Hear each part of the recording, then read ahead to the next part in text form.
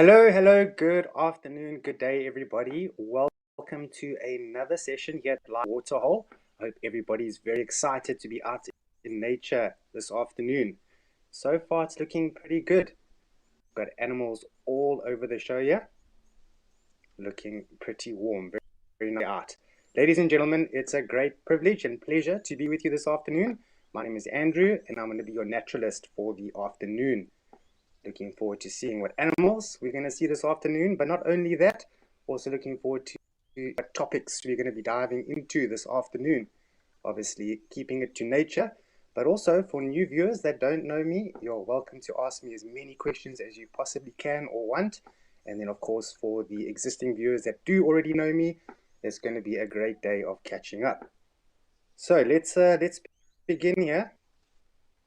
As I said earlier, we've got animals over the show here, some impalas, some blue wildebeest, and some plain zebra. And let's not forget the two Egyptian geese that I can see there.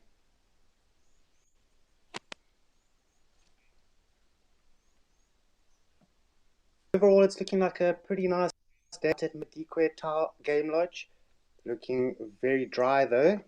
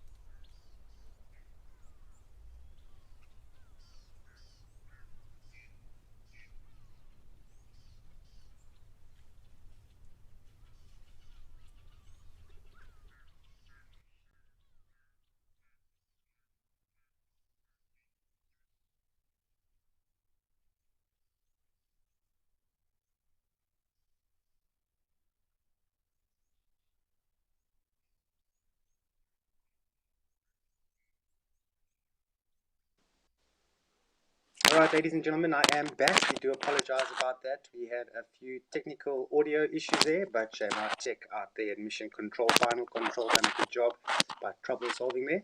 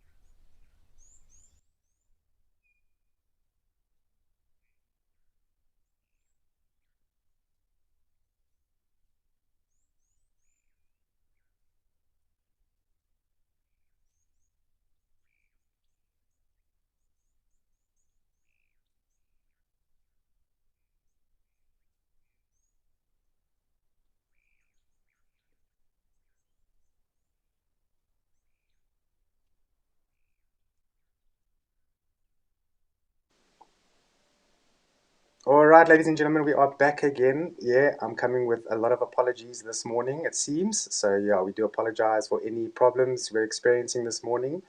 It's one of those things when you do go live that there are going to be some technical issues. But, yeah, we have a dedicated team that will deal with that like they've done so now. So, thanks to tech. But, yeah, I was just mentioning earlier, it's a little bit dry here at Madikwe. The last time I was there, which was last year, more or less this time, it was very dry.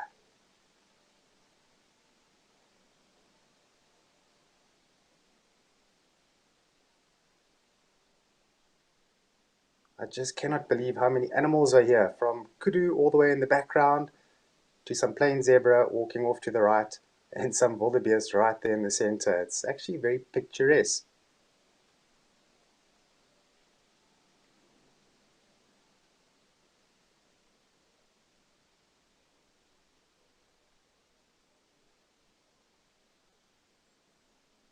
Beautiful with that almost level tree line. Take a look at that right in the back there, very level. All right, so this is clear evidence that there is a lot of elephant activity in this area. But if we have a look, that's not the only sign. There's plenty of dungs on the ground. It seems like elephants from far and wide do come here and drink from this waterhole.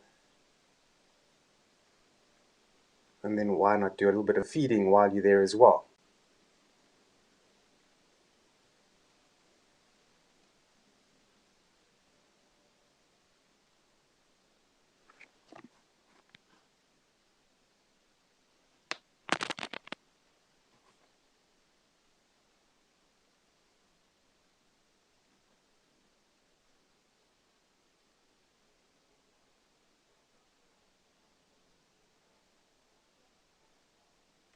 Now, the last time I was at Madikwe was more or less this time last year, and I'll never forget it. I was out there with Mr. Mpo, but I can't remember how long we were out there for. I think it was around about 6 weeks or so, and we explored so many areas in that game reserve, and we never got a chance to come out to this little waterhole over here. But you never know. Maybe in the future we'll get a chance to do so. You never know.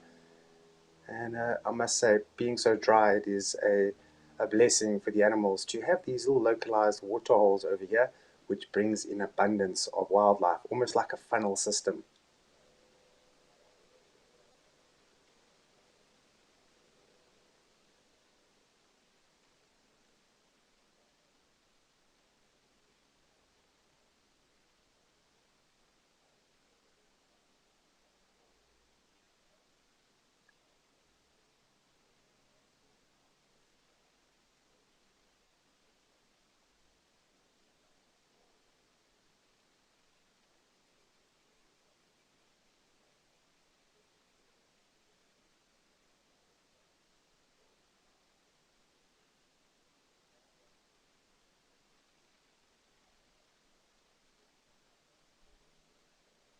All right, so as I'm sitting here, I've got a clear line of communication with our final controllers, and there are so many interactions coming through. So, Darcy Miller, thank you very much. Yeah, I see the ostrich drag me in, and I'll definitely say hello to Maya for you. She's sitting right next to me like a good girl, not making any noises and just relaxing, watching me doing my thing. So, thanks very much, Darcy Miller. And then Lenny, it's always good to hear from you. It's been some months, but I am where I am right now. And like I said earlier, it's really a privilege to be with you all again. I'll be on tomorrow as well, and then a few days of next month in the new month of August. All right, so my screen is not very big. What birds are those in the center there? So I'm battling to see on my screen here, so I'm just waiting for a little bit of movement. Got an African black crake in there as well.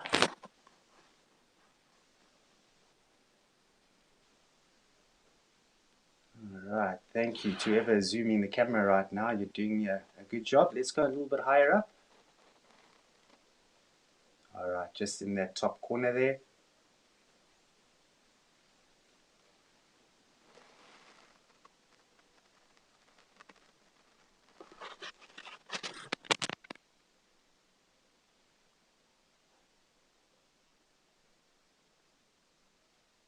All right, so it's in the center of your screen now. I am battling to see what this is. Why is that? I think some of you have got probably better screens than I do.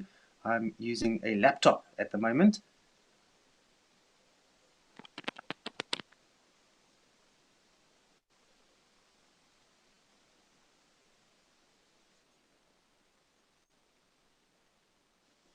All right, thank you very much, Chulu.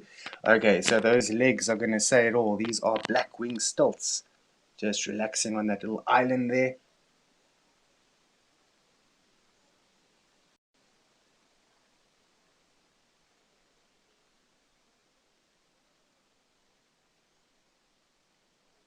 Lovely red legs, isn't it?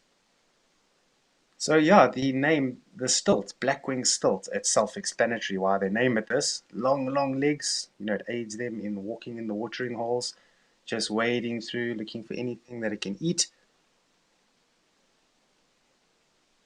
And they are a very good indicator of water holes. So certain birds will help you out, will let you know where the water is, and this is one of those species, very water dependent. They need to have a pond or a dam.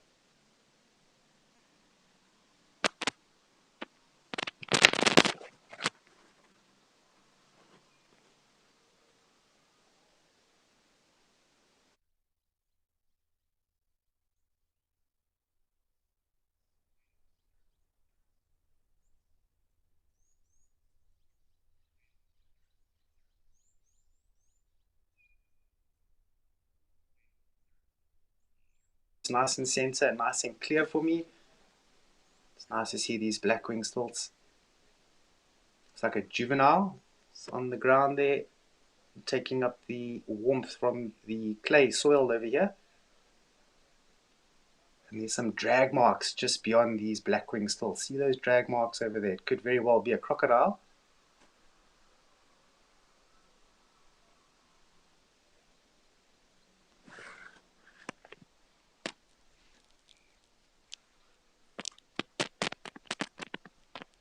All right, just doing a little bit of grooming. It's a very important part of their day is to groom. So a lot of people might ask, what exactly are they doing there? So it's very interesting. So a lot of people might think that they might be removing mites and things like that, which, to a degree might be right. But what they're doing is they are collecting or trying to scrape off a lot of the excess uropygeal oil coming from a uropygeal gland. And the way they do it is to dust bath, bath in the water, to groom and so on.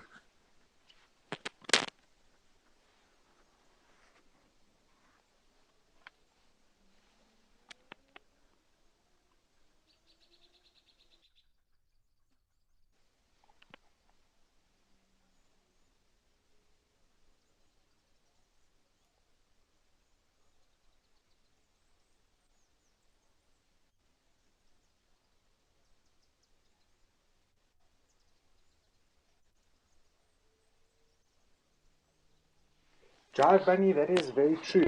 They definitely, Madikwe Game Reserve does have a great abundance of wildlife. There is so many different things that we saw when we were there for the 6 weeks. But I did 2 stints there last year. Yeah, I saw amazing wild dog sightings there. Myself and one of the other cam ops, Rian, we saw wild dogs 4 days in a row, which is very special. It's not often that happens.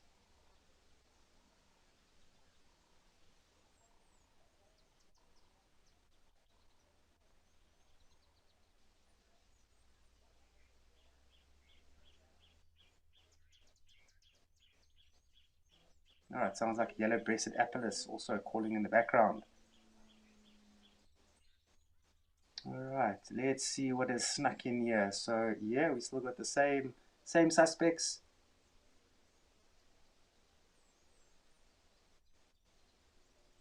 Some white-faced whistling ducks.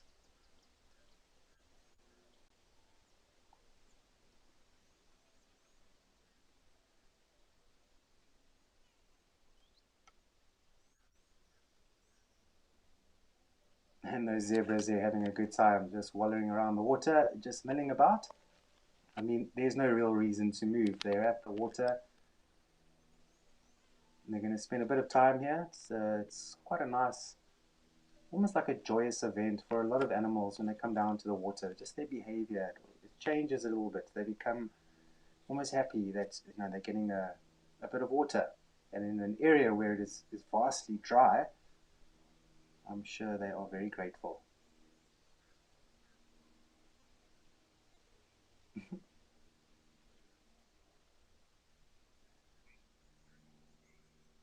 This zebra in the front just looking for a little pond there, a little bit of muddy water. Almost like this zebra that's drinking now has got a bit of pinstriping on the side there. It's very unique. In fact, all the patterns on these zebras are going to be unique. It's a very good way of identifying the zebras apart.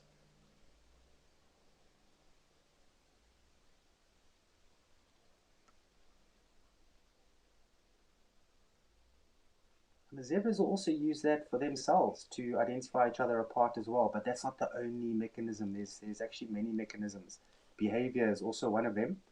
Smell, and if you look very carefully, especially in the front leg, in the inside of the front leg, you find that there's a black patch. That's called a chestnut. Every single zebra here has got a unique chestnut and is also used for identification of individuals. Another useful part of that chestnut is when the zebras go down to rest, you've got to look at their hooves. Their hooves are very sharp, so they've got to have a little bit of thick skin in a certain part of their leg, so that when they do rest, that it doesn't, cut into their leg and cause a bit of problems there. a little bit of extra padding.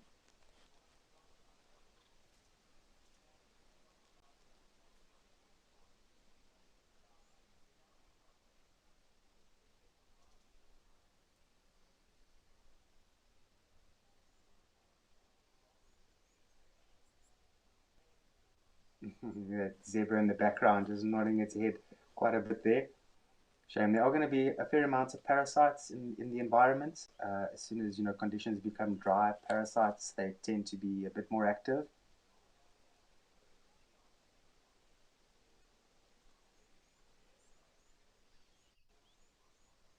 Jai Bunny, thanks for that. Yeah, we just might see that crocodile. We've already seen the sign. It looked like two separate signs there, maybe going in, going out. And sometimes you find that crocodiles do like to get out of the water at certain places. It's much like an individual.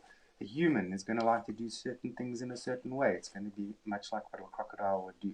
Sometimes, it's interesting to get to know those places, and you go and have a look for the tracks and the signs. It's an amazing animal, really, a crocodile.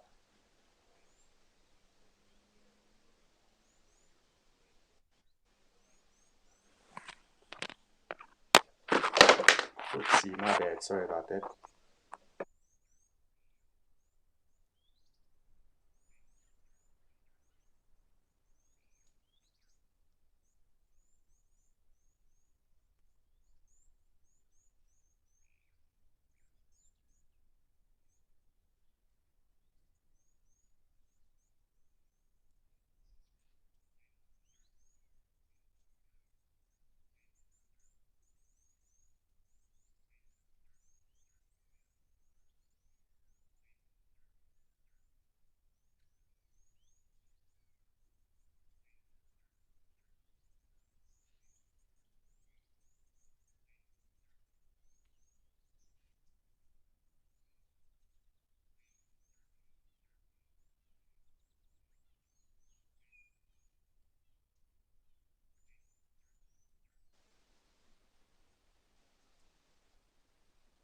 All right, nice. Chulu, right there's some waterbuck or one waterbuck. Looks like a medium-sized bull.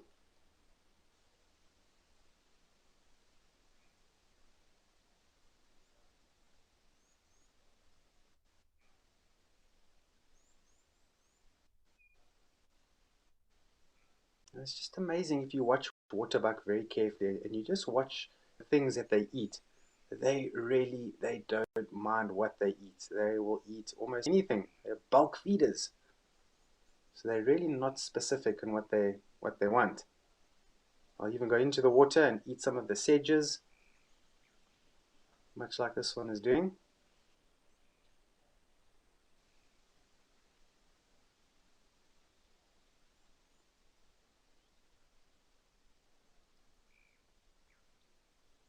And the two blacksmith lapwings on both sides.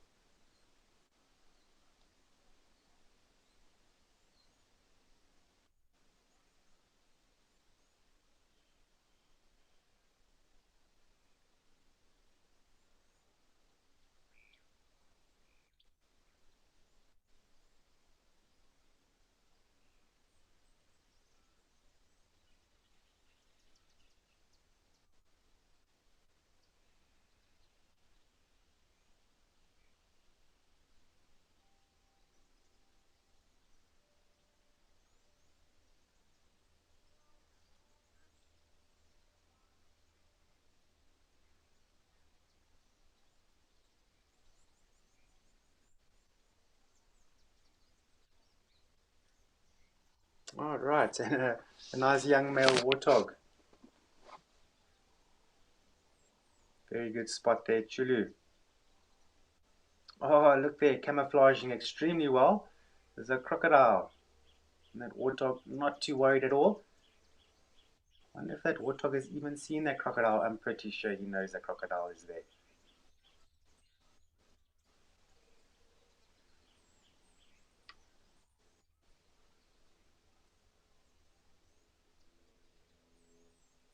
All right, so only one species of crocodile found in southern Africa, and that is the Nile crocodile.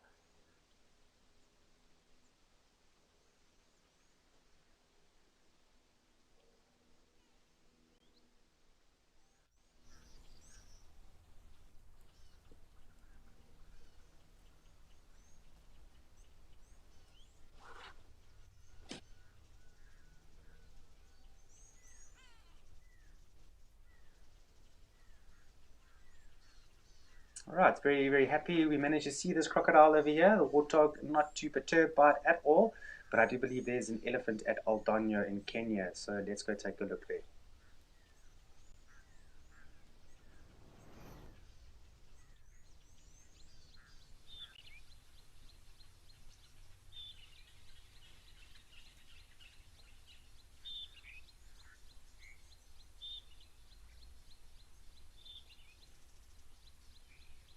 All right, beautiful camera this. This is actually one of my favorite cameras. It's just so level to the ground, and as you can see, I mean, it's just beautiful. So let's enjoy this.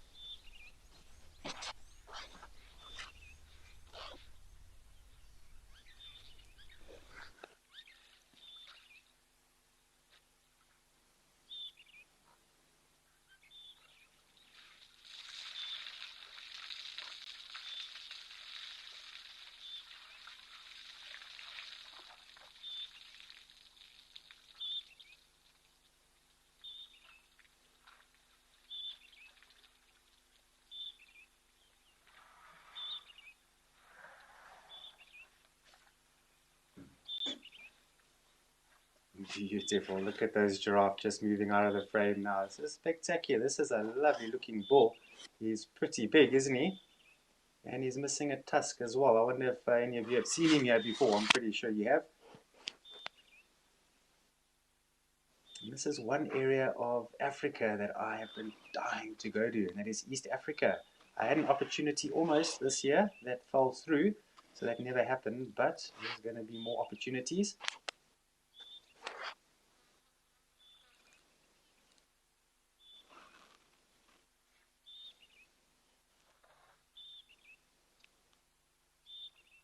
All right, look at him. He is just truly majestic.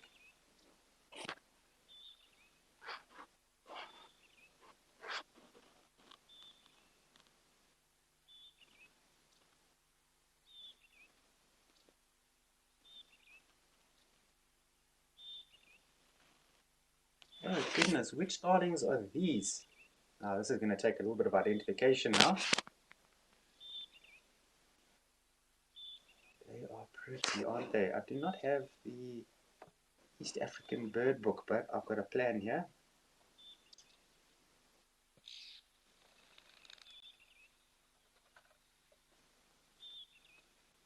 Yeah, if any of you managed to identify those, oh, it's the first one that's come up here. Let me take a look.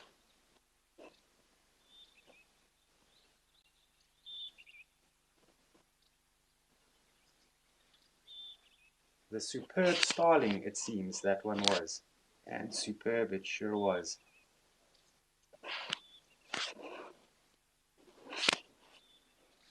Oh, just look at that bushveld just beyond this dam. It is so different to where we were just at, down at Madikwe. Some beautiful, looks like umbrella thorn trees there, more or less in the center of your screen on the tree line.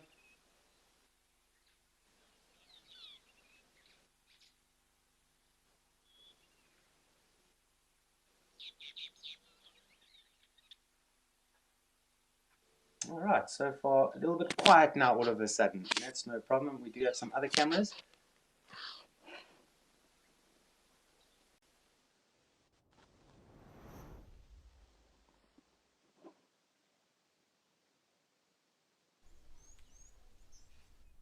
All right, so now we're at KwaZulu-Natal now, Maputo land, Temba Elephant Park.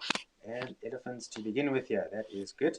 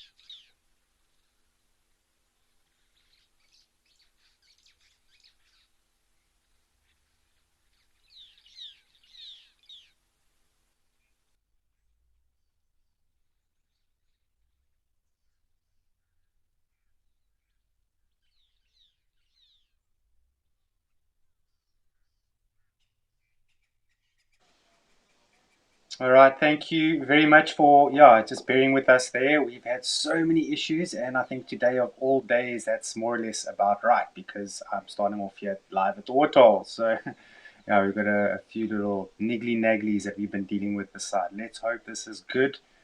Yeah, everything is stable my side, so let's just hope. We've been watching this elephant bull for a little bit. He's actually been fast asleep right in front of the camera here. And he hasn't moved at all. It's quite nice to watch elephants sleep. I don't know if any of you have ever experienced that, but it's a very special thing to experience. They're very peaceful when they sleep.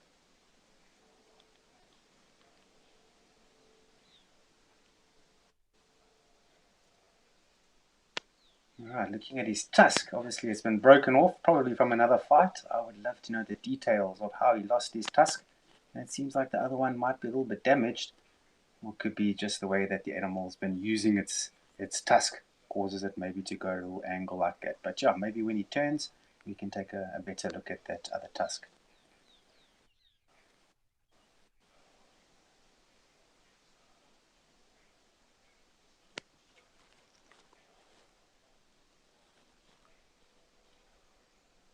Oh, look here, beautiful. Look at this eland, just walked right in here.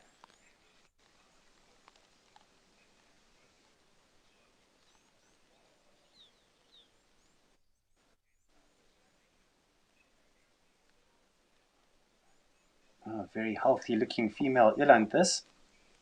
It's in very good condition. All the animals so far that I've seen, over the last few days that I've been watching, the animals have all in different locations seem to be in very good condition.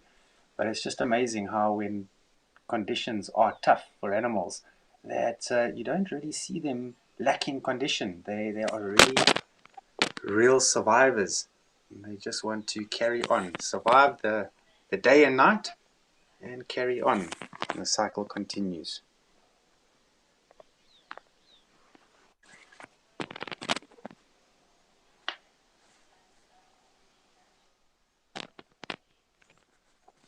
All right, so a few species of birds coming in here. I think there's a white-browed sparrow weaver that's running across there.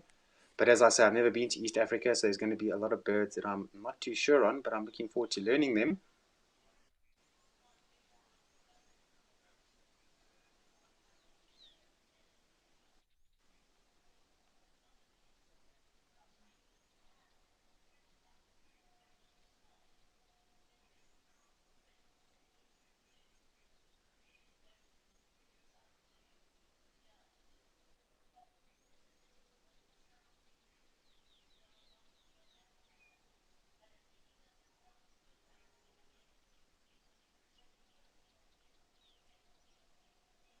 Okay, it seems like our issues on our side have stabilized a little bit, but I don't want to jinx it, so I'm just going to keep my fingers crossed here. Now, this elephant bull, see his trunk is right on the ground. Now, they often do this. They will lay their trunk right flat on the ground sometimes, and if you look at them carefully, what they often do is they will walk while dragging the trunk on the ground, and you get these awesome tracks on the road. This zigzag formation with the elephant's tracks next to it, and then also they do wrap their trunks around, or yeah, their trunks around their tusks. But for a bull like this, I mean, he doesn't have much of a tusk there. So for him to wrap it around, it's going to be a little bit difficult. Is that a roan antelope in the background there? I have never seen a roan antelope with wild earth before, so today is the day. All about firsts.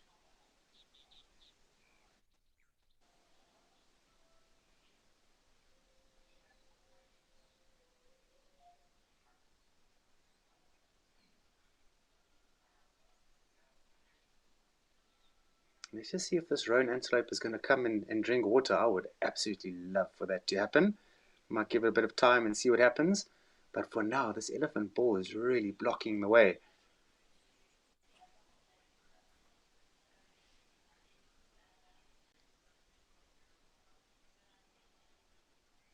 Let me take a better look there.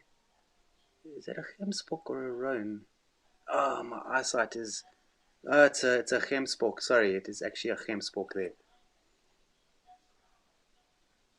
Always nice to see gemsbok. Nevertheless, doesn't matter what animal it is, to watch it in the natural environment doing its normal things as if you were not there It's special, so let's enjoy this.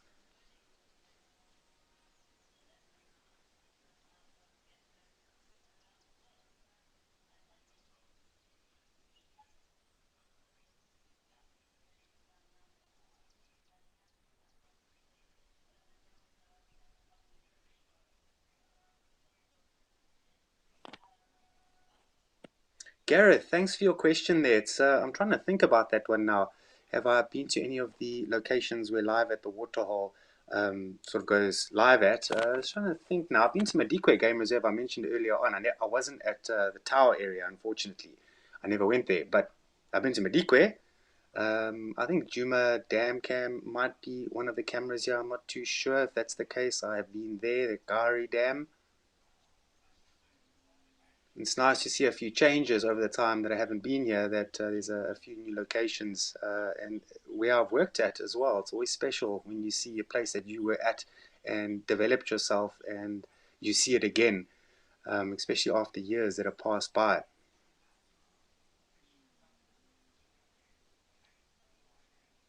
Cheeky baby Ellie, it is nice to watch elephants do that. I mean, when you see elephants rest their trunks like that, you must know that animal is feeling tired, is looking to rest. And especially with this elephant bull now, I don't know if you noticed earlier on, he had his back legs crossed, which is just lightening the load. It's like relaxing, like what you would do when you're watching TV or something. And you lift your legs up, you're in a relaxing state. It's much the same.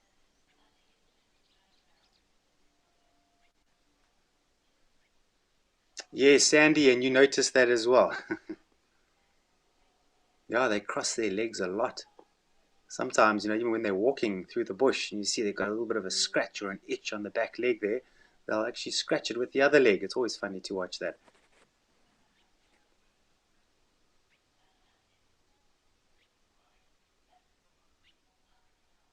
All right, so here's another eland coming in. I'm just noticing these eland look a little bit different to the eland that I've seen in my life. The eland's striping is a lot more fainter on the side of the body here.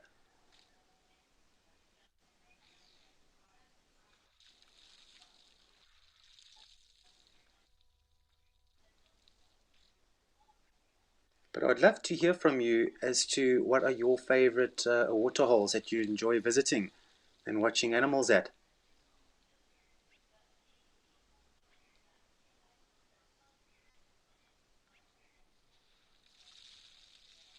Jive Bunny, you said you've seen Ezelwini, famous Ezelwini, the big elephant bull, at Naledi Dam. Very, very good to know that.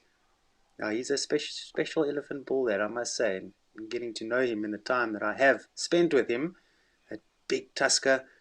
Yeah, no, he's a very well respected elephant, not just by people, but by other elephants. It's amazing how they operate around him. It's almost like the other elephants, they walk on shells around him. He's just so big and so powerful. The other elephants truly respect him.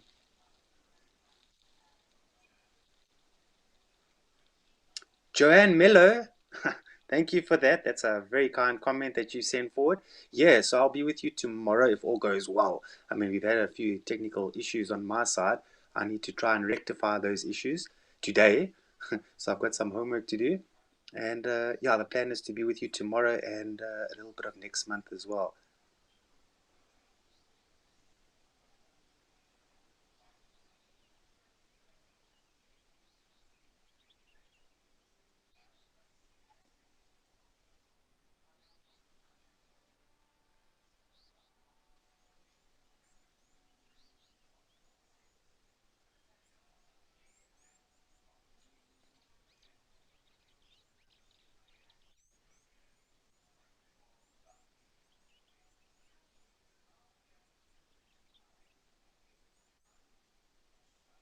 So I was looking at this elephant bull here. I'm just trying to work out some sort of an age range that he might be at. Just by judging at his overall size, at least one broken tusk there, lots of tattering around the ears, a very rounded forehead there. If I was to estimate, I would say this bull is in the range of So about between 35 and 40 years old, around about there. So he's been around. He knows what he's doing. And spent a full life almost being an elephant. How special is that? And off he goes.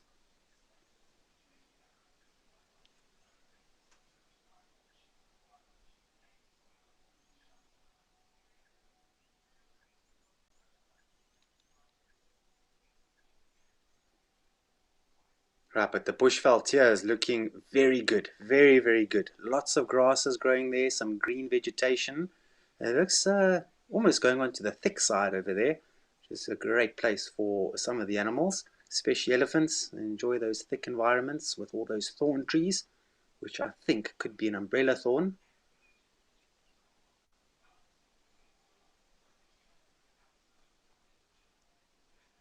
Right, Joanne Mello, thank you for answering my question earlier on as to what are your favorite waterholes and things that you enjoy seeing. Stony Point is your favorite one. That's cool. So you obviously enjoy the penguins. Now, I must say, that's an animal that I haven't really spent too much time watching in my life. I've been to one of the colonies not too far from where I live, around the Port Elizabeth area. It's always spectacular to see. It's very sad to hear what's happening with the numbers of the penguins, dwindling, and the colonies, sort of the numbers are really, really going down.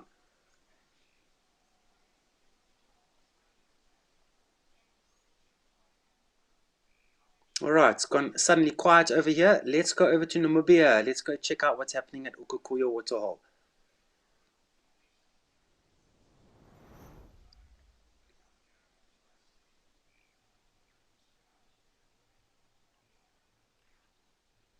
All right, this is a site that I know very well. Yeah, I spent a lot of time watching this very damn cam over a period of 7 weeks, about 2 years ago. Very special place in Namibia.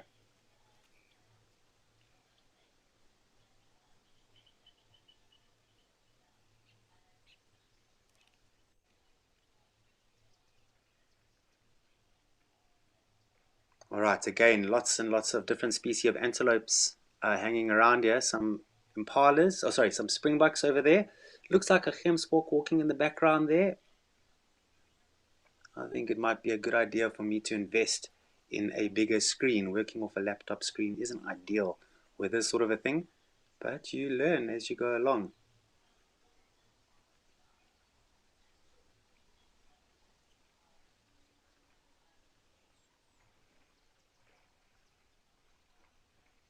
Lady Macbeth, you have been to Ukokoyo. That is very interesting to hear. I know Ralph Kirsten has spent copious amounts of time in Namibia. It's one of his favorite regions of Africa, and he's been to this waterhole as well. I haven't been lucky enough to have been there, but from what I've heard, the amount of animals that come here, it's incredible. And it makes sense. This is Namibia. This is a very, very dry, harsh environment. Animals figure out where those watering holes are and they make the most of it.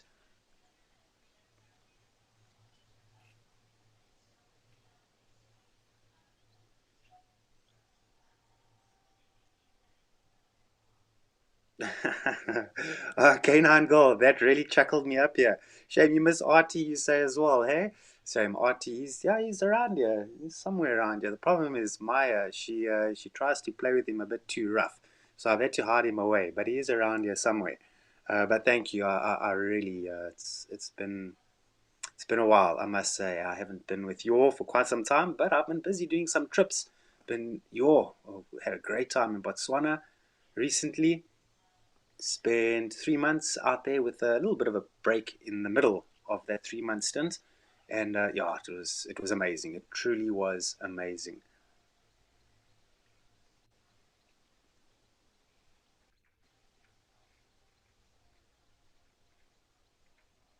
All right, Joanne Mello, thank you for giving us all of these answers here and interacting with me. It really helps. It helps a lot more than you'll know.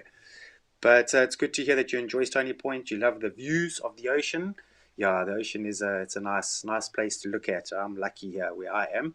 I'm situated in the sunshine coast of South Africa. So for those that know it, Yeah, we sort of neighbors. But those that don't know, I'm out in Port Alfred of the Eastern Cape.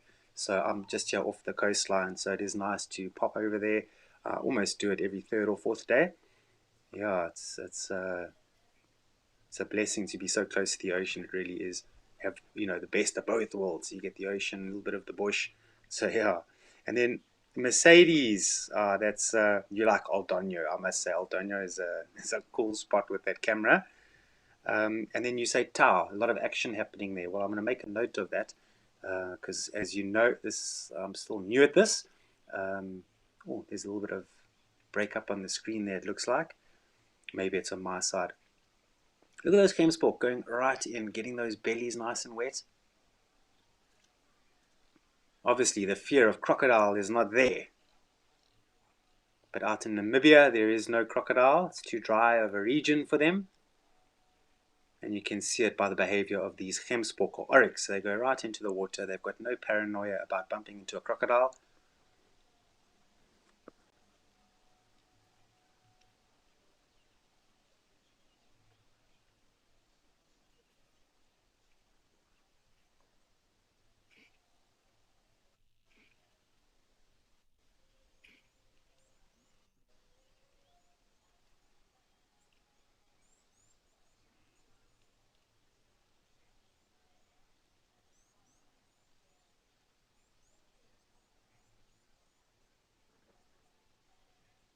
Very peaceful scene this.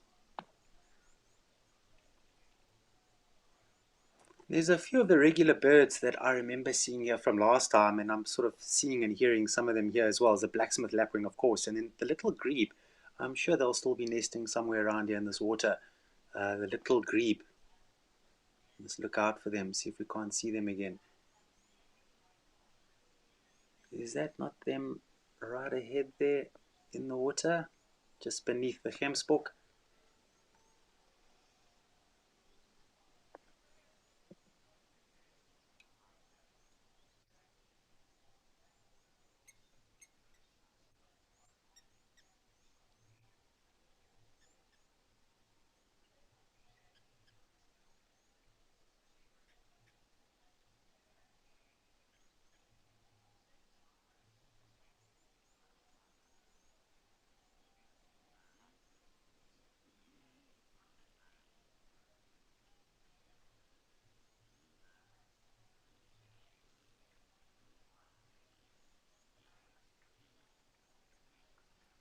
Just trying to think back now, the times that I was watching Ukukuyo over that 7 week period about 2 years ago.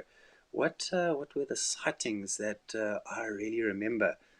I'm just trying to think, obviously elephants, they come and go here all the time, and the black rhino as well, and some giraffe come down. Um, Ostrich was quite nice to see.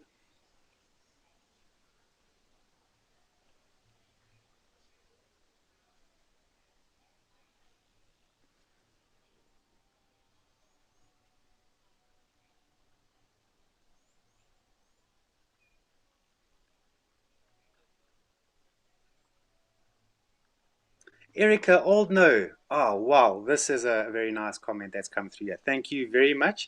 Yeah, it's a privilege to be back here, and it was great to meet you at Amakala Game Reserve as well. Unfortunately, I meet so many people this year. The amount of people that I've met alone. So for me to remember faces and names, it's very very difficult for me. Please forgive me. But yeah, no, it's absolutely. I think I remember you, if I'm not mistaken. Was it not at one of the lodges that we met you?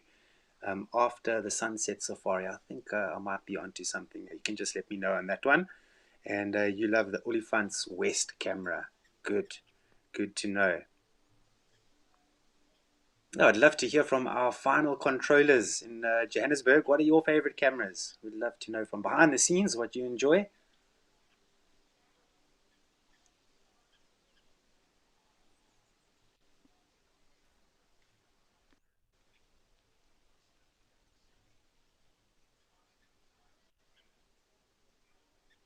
Cheeky baby Ellie, I've been lucky. I've seen three members of the what they call in South Africa in the Kruger National Park, what they call the Magnificent Seven.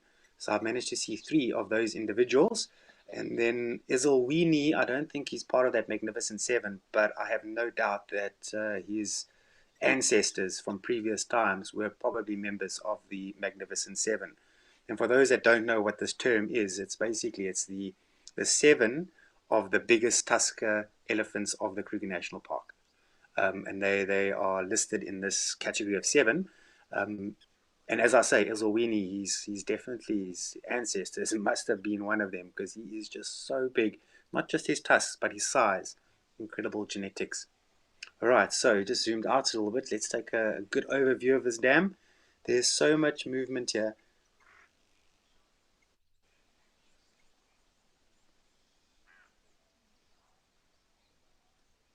All right, so a little bit of information from behind the scenes. Our mission controllers out in the final control in Johannesburg. All right, so Jarrett, he likes the Onguma waterhole. And then Jordan, good friend, is Jabalani. And then Chulu Chulu, Tau Lodge waterhole. That's awesome. Good to know. It's good to know what all of you all enjoy as well, because yeah, you're also part of this experience as well.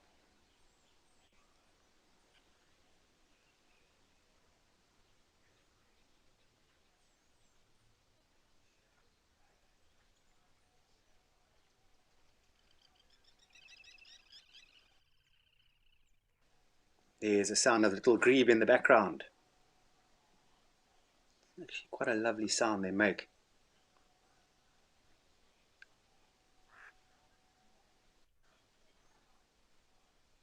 Yeah, if you ever get a chance to ever monitor a little grebe or a dab chick nest, you must watch very carefully because they often take the youngsters out into the water, and those youngsters actually sit on the mother's back. You don't often see this behavior with birds. There's certain species, yes, they do this, and certain species, might hide their chicks under their wings and things like that, but it's not a very common behavior. So if you ever get a chance to see that, it's always nice to watch.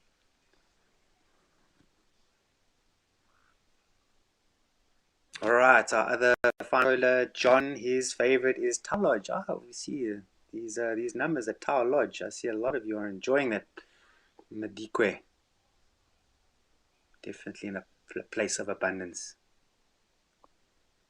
All right, so we're going to move the camera now. We're going to go to Tembe now. Let's go see what's happening there.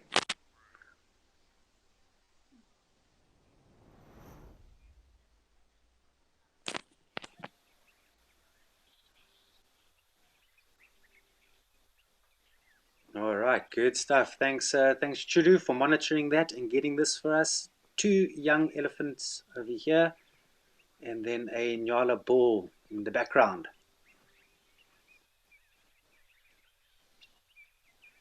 And it looks like these two elephants are having a bit of a tussle here. Let's see what's going to happen. The one elephant's got very sharp tusks, I must say.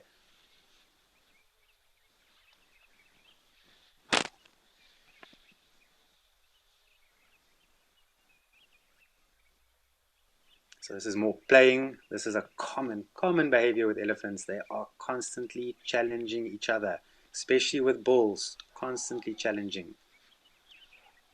Look at this one. And there they go. Yeah, these elephants are moving faster than what we can pan over here.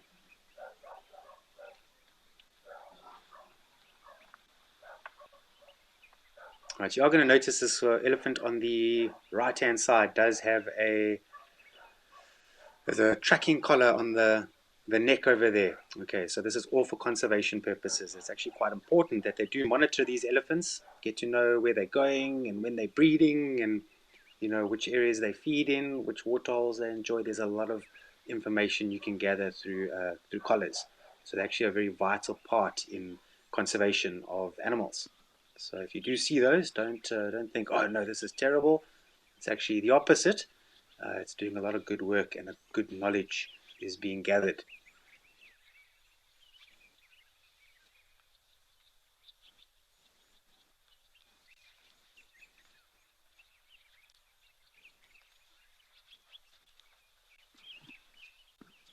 Yeah, these elephants. Oh, I love watching elephants challenging each other like this. So one elephant is bigger than the other, so therefore a little bit heavier, a bit more powerful.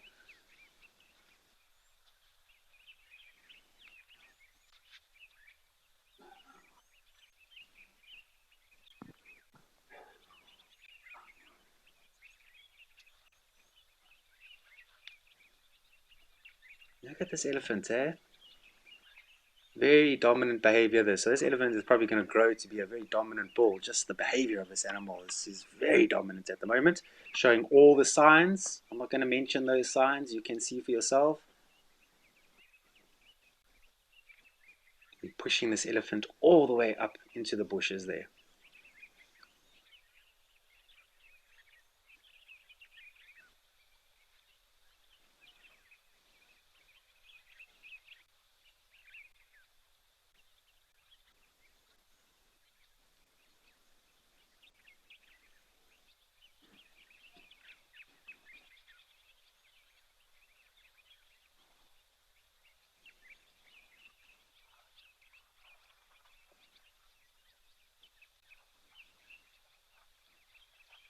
So it's amazing. So this one elephant, obviously, we can see very clearly, no problems. But the other elephant has just stood behind just a few bushes.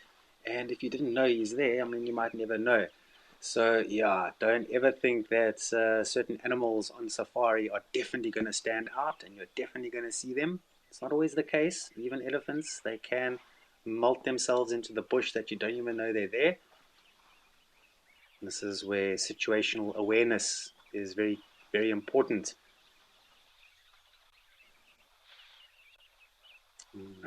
This elephant is all over the show this morning. I don't know what is up with him. Truly got ants in his pants. I don't know if he's seen some other elephants there. He wants to go and challenge. Might even be interested in challenging some other wildlife that might be wanting to come down.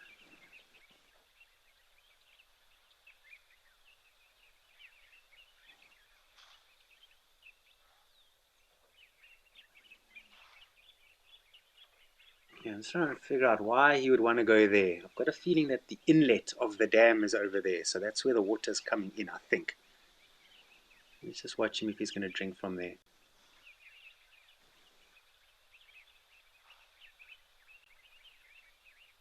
Alright, some impala moving in.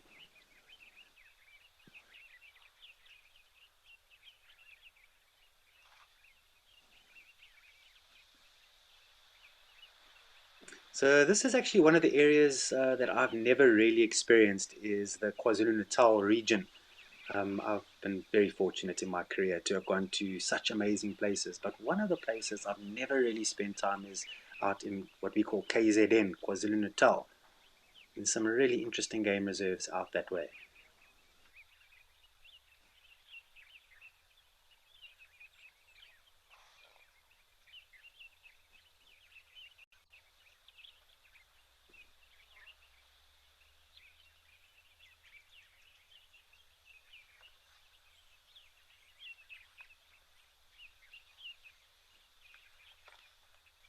Okay, seems this second elephant now wants to go and drink there as well, but before he does so, just wants to give the impalas a little bit of a tough time.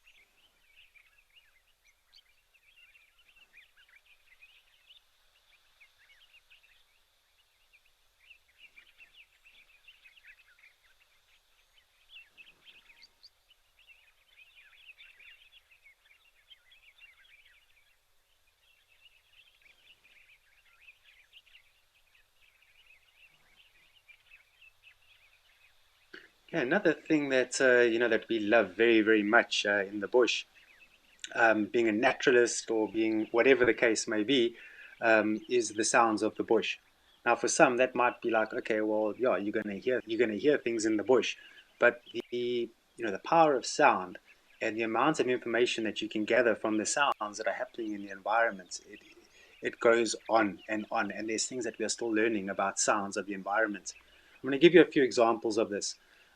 Say we're watching like we are now, and it's been very quiet and we haven't seen too much, and then suddenly we start to hear the oxpeckers starting to call and they come down to the water or closer to the water. It could indicate so many different things. It could indicate that there's some wildlife along the way. Certain birds, they may alarm call. Certain animals may alarm call when they're seeing predators. And for myself, this helps us so much understanding that there could be something, of a predator form in the area. And then also, signals of summer. Certain birds, they migrate in, and we use them as signals of summer. Like the woodland kingfisher is a prime example. And the insects, they're amazing. The sounds that can be heard. And I was watching something from another naturalist somewhere in Africa, and he was talking about the sounds of the bush and how if you get into the rhythm of nature and you get into the sounds of nature, how it can help you understand what's happening around you. For example, with this particular individual, he was sitting down and he noticed that a lot of the insects that were calling stopped calling, and so he just looked around from side to side to see what he could see or hear, whatever the case. And a male lion was walking behind him, not threatening him, just walking in looking for shade. And the only way he knew that this lion was behind him was because of the insects had stopped calling. So, yeah, if I can encourage each and every one of you is to try and get into the rhythms of nature. And once you're in that rhythm, as soon as something is not quite right, you'll pick it up very quickly.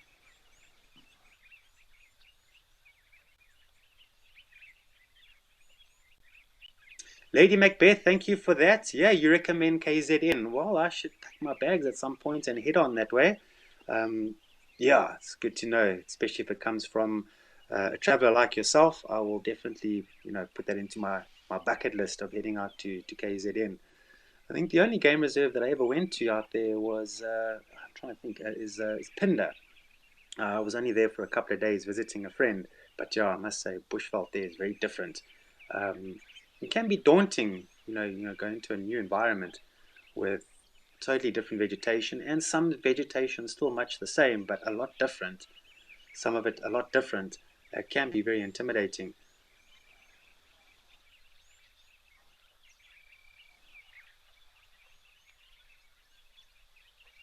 Canine Girl, my favorite experiences from the winter times in the bush.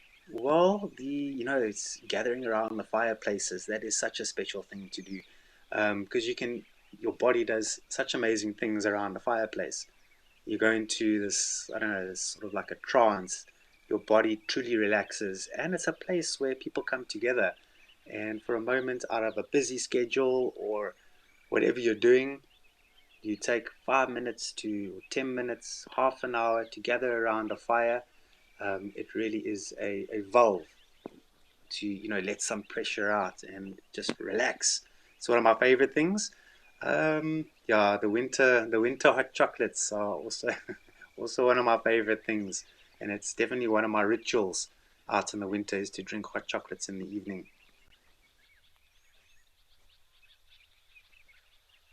All right, and then also the stargazing in the winter is incredible.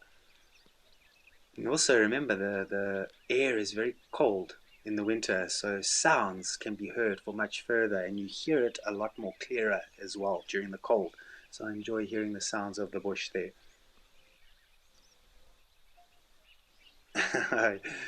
Jordan, she also enjoys the hot chocolates in the bush with a little bit of amarula. Okay, nothing wrong with that at all, Jordan.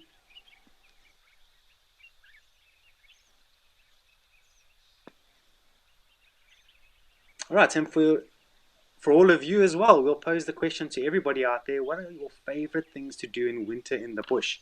What are your favorite experiences? So this is a good topic to go into because winter and summer is a totally different time in the bush.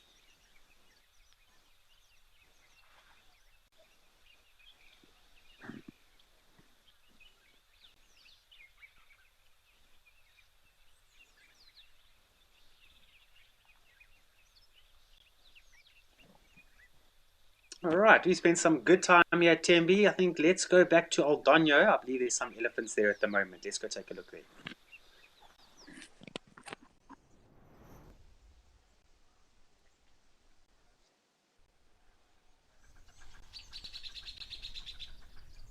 Absolutely beautiful. Brilliant call, Jordan, coming to Old Donyo. Look at this. Two beautiful elephant bulls.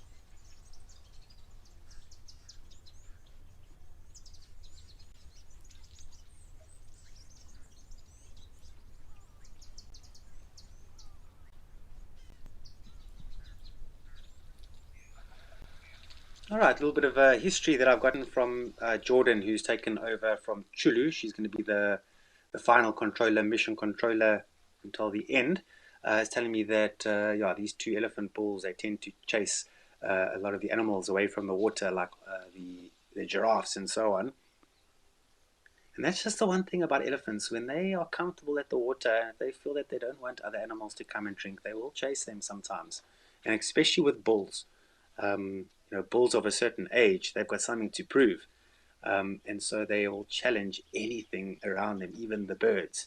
It's very comical to watch elephants, a great big animal, chasing a small little bird that makes it seem so effortless in jumping out the way and just landing in a little safe spot. And the elephant starts again, chases the bird. And before you know it, this elephant has been running all over the show. So it does happen.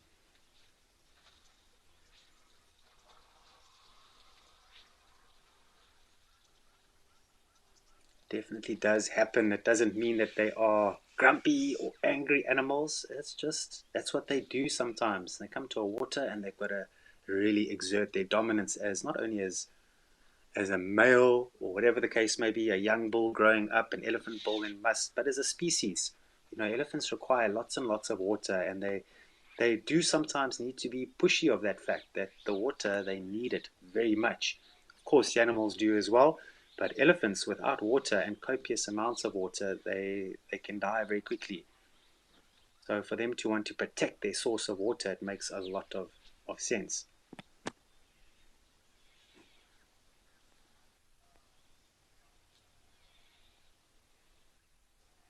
All right, great stuff. Lots and lots of answers coming through here. So we're talking about the favorite winter experiences in the bush. And Joe McClellan, thank you very much. Opening your door in the morning and being hit by those first sounds of the birds. It's a powerful, powerful time of the day, that early morning when most of the species have already woken up and they are in their call mode and making lots and lots of chirps and songs. It's music. It's music out in the bush. That's the way I see it. Granny Mango, you are a brave, brave person. You like the cold winter air when driving in an open vehicle through the game reserve. The guides who drive the vehicle or guide, they're lucky because they've got a heater in the front there. You watch them carefully in the winter, and they wrap themselves a little blanket around their legs and they will switch on that heater. But they try to do it that nobody knows. You must watch very carefully next time.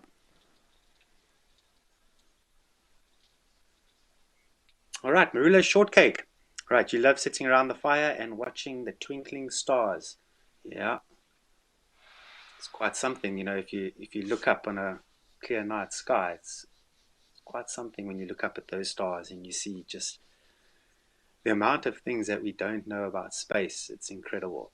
So yeah, I always look up into the stars and I just wonder, wow, what else are we to discover out there?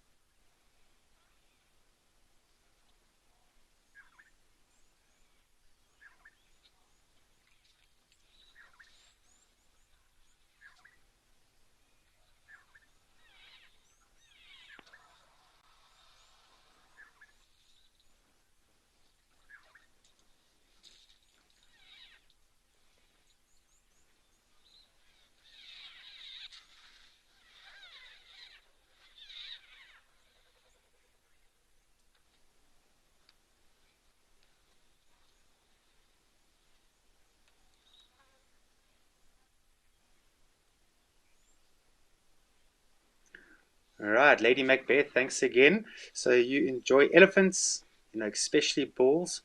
You say they are great wanderers of the bush. They truly, truly are. This is great. bait framing here, by the way. I think Jordan is busy doing it at the moment.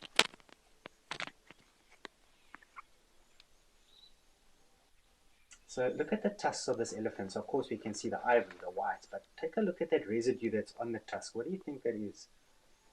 So of course there's going to be vegetation residue and so on, but the color of it, it looks a lot like the tannins, the tannins that plants release, which is a chemical which is designed to make the plant unpalatable. So that elephant that is eating it does not like the taste anymore. That is the function of tannin. And tannin does have a reddish color.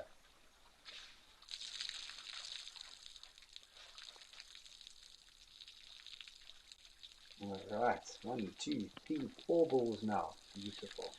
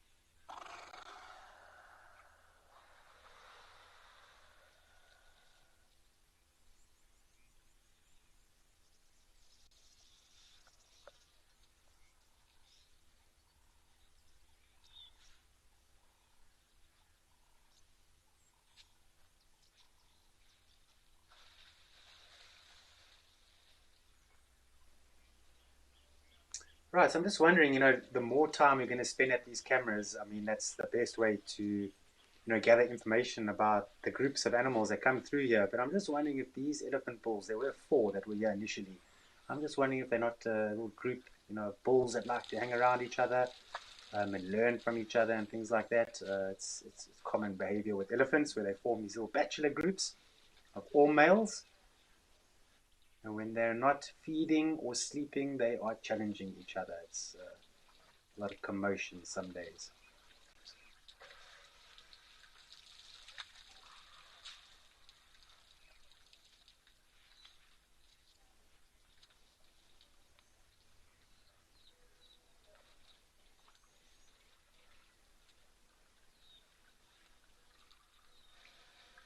Look at that. That is spectacular. This camera is so well placed here. It's just so dead level. And I remember seeing a few weeks ago on a screenshot that was taken of giraffes drinking at this dam here. It's very nice little spot this. And that's one of the things that we often talk about is this might be a generic term and a foreign term to many of you. It's called a sit down spot. And what this is, it's basically your little place in the bush where you sit down and you relax. Not for 2 minutes or 3 minutes. You sit there for about half an hour, 45 minutes at minimum, and you just filter through all the sounds and smells and things like that. Um, we often encourage people to, find a sit down spot in their garden or something like that because the how do I say, it's a difficult thing to describe, but what you get out of it is so positive. um, because you try and filter anything that's unnatural in this process of having your sit down spot with your cup of coffee or whatever the case may be, and you try and filter out all those unnatural sounds and you focus on all the natural sounds, and it's a very peaceful thing to do. So some of you should definitely try it, especially if you have busy lives. Find a little quiet place in your garden, in your park, a little sit down spot, and let that be your spot.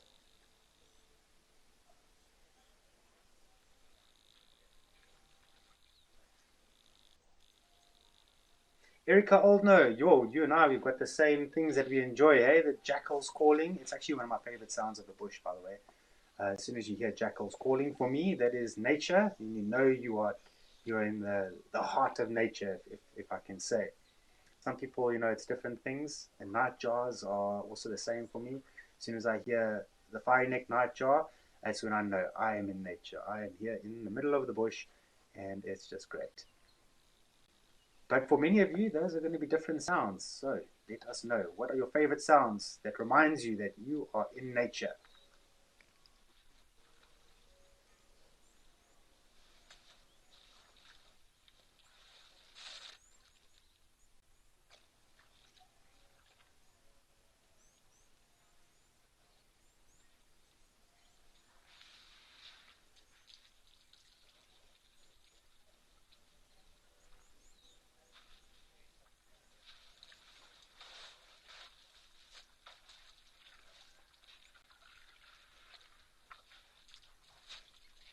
All right, so our mission controllers, they've let us know what their favorite sounds are. So Jarrett, he enjoys the sound of the hippos. Yeah, it's a very nice sound to be heard in the bush. And then Jordan enjoys the sound of the birch-horse cuckoo. You see how different they are from what I enjoy, what reminds me that I'm in nature, to the sounds that remind other people that are in nature. So let us know what sounds you enjoy that reminds you that you are in the place that we love so much, nature.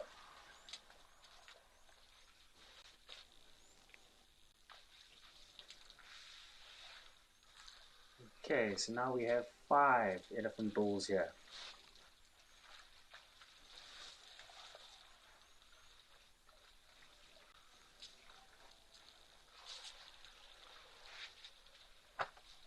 Okay, so a recap. How do I know these are elephant bulls? I've just had a very quick look at them.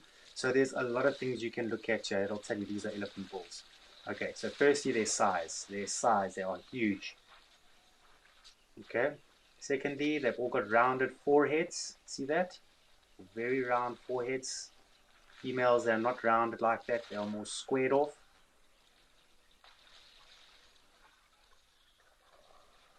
Okay, the tusks as well. Tusks are a little bit thicker at the base. Okay, females have got much thinner tusks at the base. And then often, with females, you're going to have calves and you're going to have different size ranges within the herd. And that's what you would see if this was a breeding herd. You would find that there would be a few calves of different age groups, adults, and so on. But yeah, we've got almost the same sort of age range, more or less. Not quite with a few individuals, but more or less. Now that giraffe is waiting very patiently in the background. I think this giraffe knows, hey, if I go closer at the wrong time, I'm going to get chased away. So let me just be patient.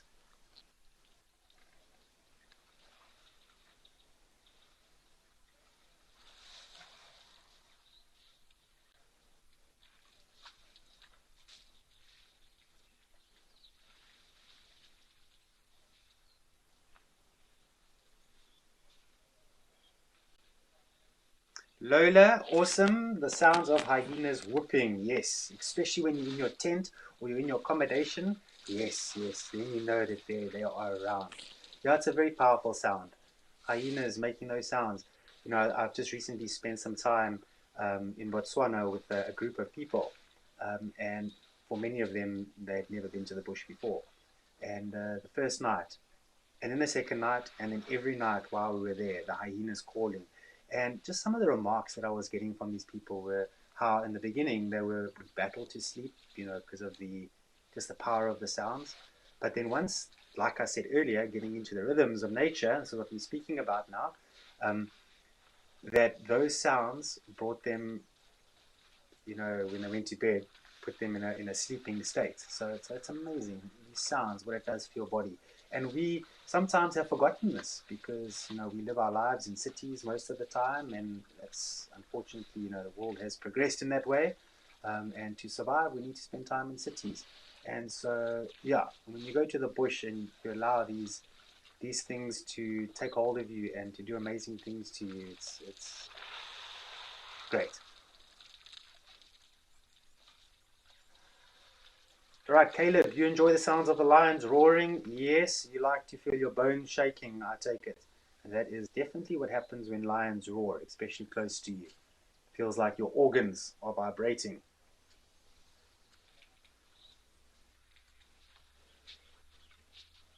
All right, and Hudson, you enjoy hearing the owls calling. Okay, so you are a birder, it seems. That is good.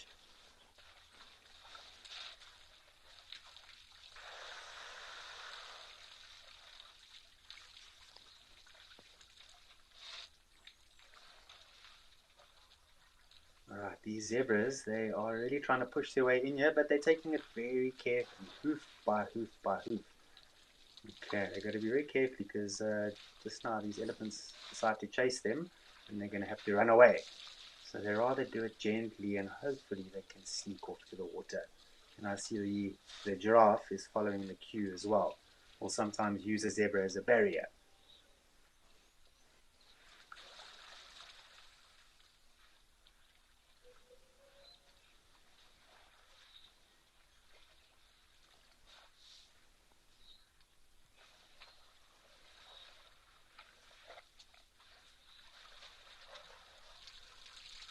Jane Mello, thank you very much. It's been a pleasure being with you. So thank you for that. It's been, yeah, I am where I want to be right now, if you know what I mean. So yeah, thank you for that. And you must have a good cat today yourself as well. And then yeah, I'm gonna do a lot of troubleshooting my side. So our mission controllers are gonna hear from you probably this afternoon or early tomorrow to see if everything is good. So we don't get any more scratching sounds like we did in the beginning.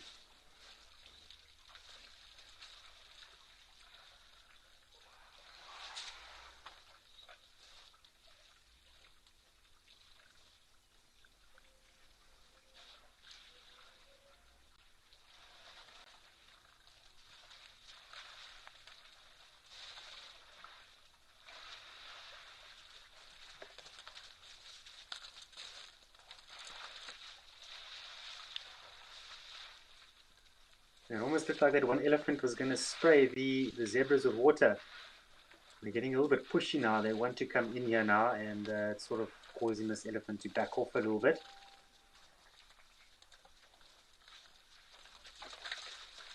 He's busy pushing them away now.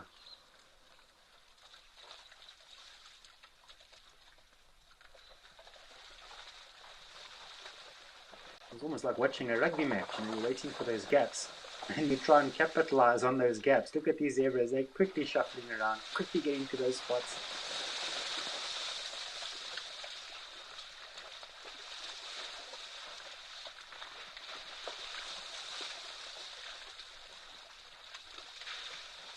Mickey, yeah, it's a good observation. I think he's getting a bit agitated now. He's starting to chase and run around a bit. Uh, but I think these elephants have been here for quite some time now. I think they're hydrated and they're quite comfortable. Um, Probably the reason why there hasn't been too much of a conflict over here.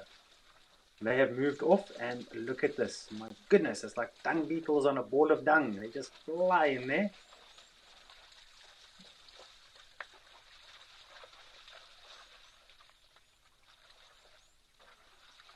With a giraffe in the center middle.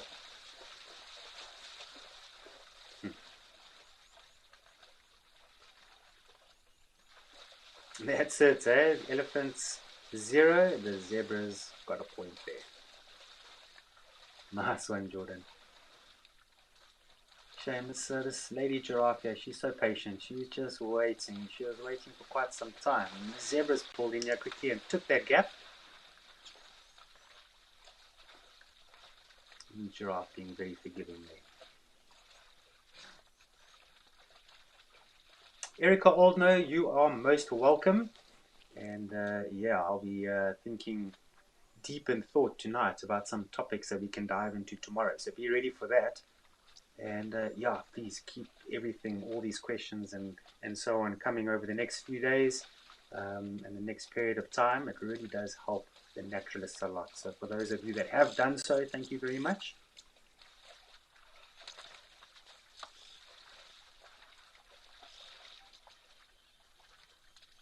Liverpool bird, it is a Q this afternoon. That's the best way to put it, eh?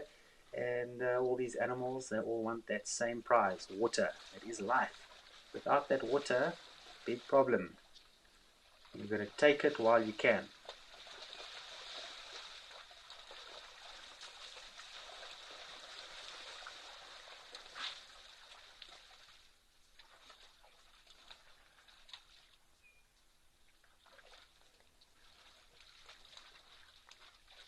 Look at all these stripes. Even I'm getting a little bit dazzled here. I'm battling to focus here. So I want you to all look at these zebras now and just move your eyes from one side to the next side and try and imagine how the predators feel, you know, when chasing zebras and zebras form this unit, this ball, and they run away.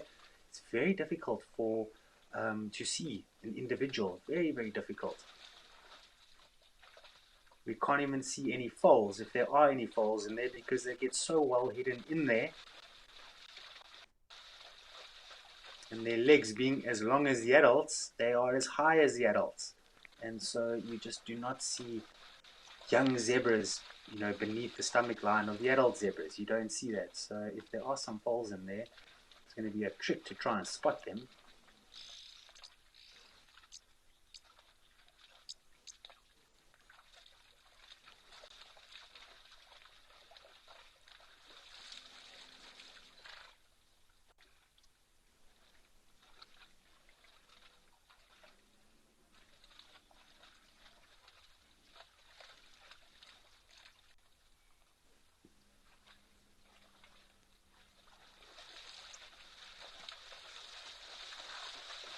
Oh, shame that giraffe has finally got a chance. No, she decided not to.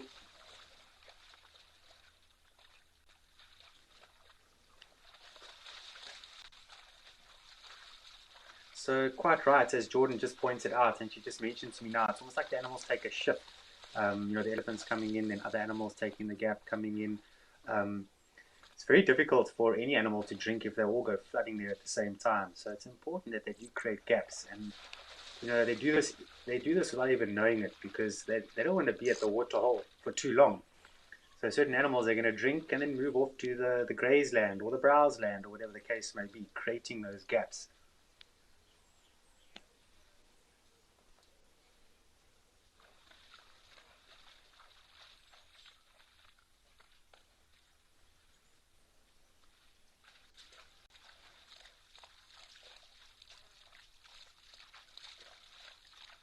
But these giraffe have been waiting for a long time, and in all actual fact, they don't take too much time drinking. You know, they'll take a quick sip here and there, and then they move off. They go back into the tree line and come back at a later stage.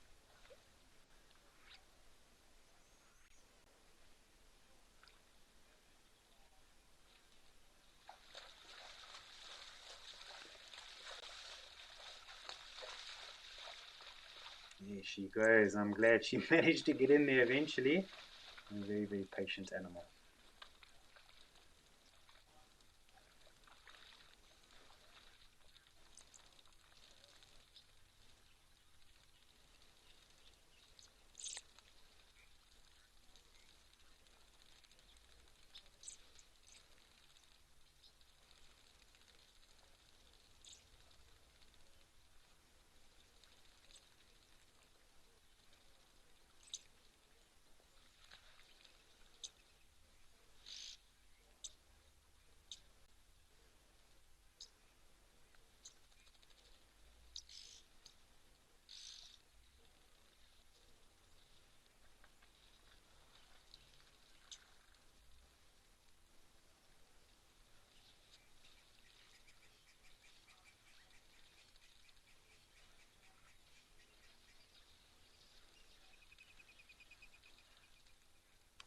All right, I must say, being the first time I've done this live at the waterhole with all of you, it's been a lot of fun.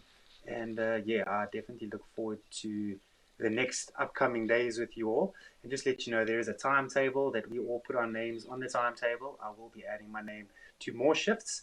So I will definitely see you again at different locations here at live at the waterhole, hoping to see as much wildlife as we possibly can. And today, even though with some of the problems we had, it was overall a good day. So I hope you all enjoyed. We have reached the end now. Got about 20 seconds or so left. But I do look forward to seeing you all tomorrow, same time. Not necessarily the same place though. We might be at a different waterhole, but it will be fun nevertheless. But until then, I hope you all have a great day further. And yeah, we'll see you tomorrow. Cheers for now.